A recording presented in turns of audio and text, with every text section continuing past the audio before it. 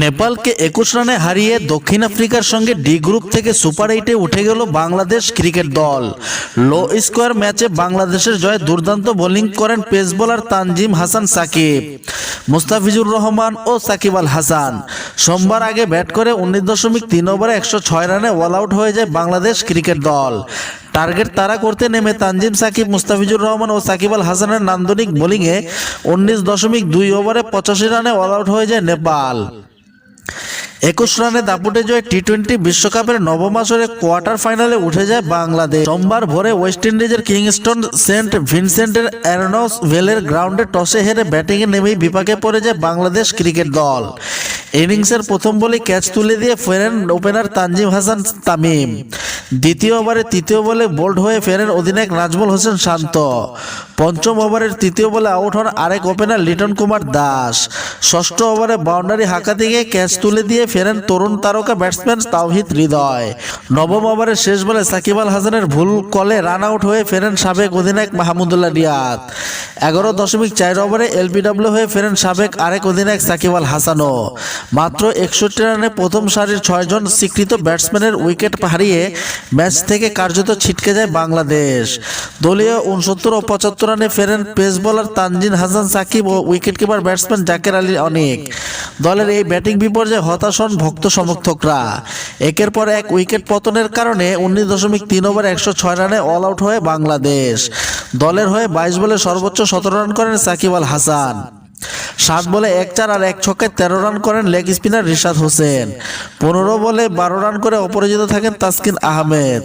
13 বলে 13 রান করে মাহমুদুল্লাহ রিয়াদ। 26 বলে 12 রান করে জাকের আলী অনেক। 120 বলে 107 রানের টার্গেট তাড়া করতে নেমে বিপদে পড়ে যায় নেপাল। বাংলাদেশ দলের তরুণ তারকা পেসার তানজিম হাসান সাকিবের গতির মুখে পড়ে 6.6 ওভারে 26 রানে 5 উইকেট হারায় নেপাল। একাই 4 ওভারে মাত্র 7 রান খরচ করে 4টি উইকেট তুলে নিয়েছেন তানজিম সাকিব। ইনিংসের দ্বিতীয় বলে কুশাল মুতালকে বোল্ড করেন তানজিম সাকিব। সেই ওভারের 44 বলে ক্যাচ তুলে দিয়ে ফেরেন অনিল শাহ। পঞ্চম ওভারের দ্বিতীয় বলে নেপালের অধিনায়ক রোহিত পুডালকেও আউট করেন তানজিম সাকিব।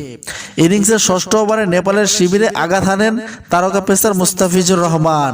তার গতির বলে ক্যাচ তুলে দিয়ে ফেরেন আসিফ শেখ।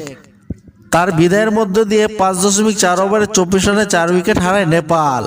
এরপর নিজের শেষ এবং ইনিংসের 7ম ওভারের শেষ বলে সুদীপ ঝাড়কে আউট করেন তানজিম সাকিব। তিনি 4 ওভারে মাত্র 7 রান খরচ করে 4 উইকেট শিকার করেন। 26 রানে 5 উইকেট হারানোর পর ষষ্ঠ উইকেটে 58 বলে 52 রানের জুটি করেন নেপালের 2 তারকা ব্যাটসম্যান দীপেন সিং আইরি ও কুশাল মালা। ভয়ঙ্কর হয়ে ওঠা এই জুটি ভাঙেন মুস্তাফিজুর রহমান। ফিজের বলে বাউন্ডারি হাঁকাতে গিয়ে ক্যাচ তুলে দেন কুশাল মালা। ফ্লাড লাইটের অনেক ওপর ওঠা সেই ক্যাচটি ধরেন নাজমুল হোসেন শান্ত। কুশাল মালার বিদায়ে 16.4 ওভারে 78 রানে 6 উইকেট হারায় নেপাল। জয়ের জন্য শেষ 18 বলে নেপালের প্রয়োজন ছিল 29 রান। 18তম ওভারে 7 রানে 1 উইকেট শিকার করেন তাসকিন আহমেদ। জয়ের জন্য বাংলাদেশের প্রয়োজন ছিল 3 উইকেট আর নেপালের প্রয়োজন ছিল 12 বলে 22 রান। 19তম ওভারে কোনো রান খরচ না করেই নেপালের সেট ব্যাটসম্যান দীপেক সিং আয়ারের উইকেট তুলে নেন মুস্তাফিজুর রহমান। শেষ ওভারে বাংলাদেশের দরকার ছিল 2 উইকেট আর নেপালের প্রয়োজন ছিল 22 রান। শেষ ওভারে সাকিবের করা প্রথম 2 বলে 2 উইকেট হারিয়ে 19.2 ওভারে 85 রানে অল আউট হয়ে যায় নেপাল। বাংলাদেশ দলের অবিশ্বাস্য জয়। 4 ওভারে 2 মেডেন সহ 7 রানে 4 উইকেট নেন তানজিম হাসান সাকিব। 4 ওভারে 1 মেডেন দিয়ে 7 রানে 3 উইকেট নেন মুস্তাফিজুর রহমান। 22.2 ওভারে মাত্র 9 রানে 2 উইকেট নেন সাকিব আল হাসান। 4 ওভারে 29 রানে 1 উইকেট নেন Taskin Ahmed. S A Arman, Anas cricket BD.